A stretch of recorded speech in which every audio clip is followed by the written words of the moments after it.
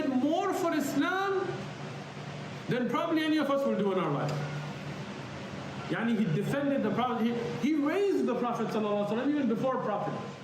When Rasulullah became a Prophet, he defended him. He stood by him. He was exiled with him. He stood with the Muslims in exile. He never left the side of the Prophet ﷺ. He defended Muslims that were weak. He did all of that.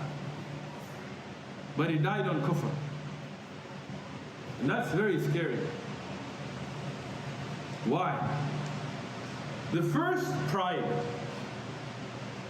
As the other narrations they mention, he said, I'm afraid of what the Quraysh will say, that he accepted Islam in a state of weakness and illness.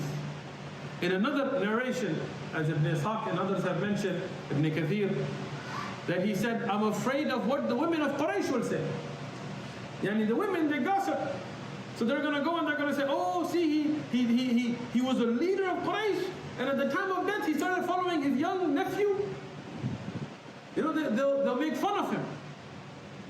So because he was afraid of people mocking him, he didn't accept the truth. And that will put him in the nar forever. And that tells us a very important thing. We should never, ever leave the truth for anybody. Don't worry about what people will say. Let them say what they want. Don't worry about people laughing. Laugh all they want. Mock all they want. In the end, if Allah is with you, nobody can harm you. In the end, if you die on Tawheed, if you stick to the right belief, if you die on Islam, that's all that matters. The world can mock. The world can laugh. The world can cancel. They can do whatever they want. Doesn't matter. And that was the methodology of those that were successful, like Bilal radiallahu anhu. Think about this.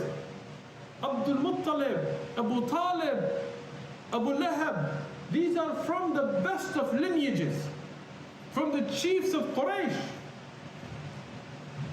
But they will not be in Al-Jannah because of that pride. Bilal al-Habashi, Al-Khubab, Julaybib, some of them lineages aren't known. Tribal connections, none. Wealth and worldly gain, none. Some of them deformed like Julaybib, radiyallahu anhum. But Allah is pleased with them. They will be from the people of Jannah. And Bilal radiallahu anhu, he was given the glad tidings of Jannah. Julaybib radiallahu anhu was given the glad tidings of Jannah. What was the difference? They didn't care what people thought. They didn't care who tortured and mocked and laughed at them. The second is tradition. People don't want to leave tradition. What? You think you know? What about those scholars that came from our country, from our lineage, from our village, from our this, from our that? They didn't know better than you? It's not about me and them. It's about قال الله وقال الرسول. ما ثابت عن النبي عليه الصلاة والسلام. What is established from the Nabi عليه الصلاة والسلام.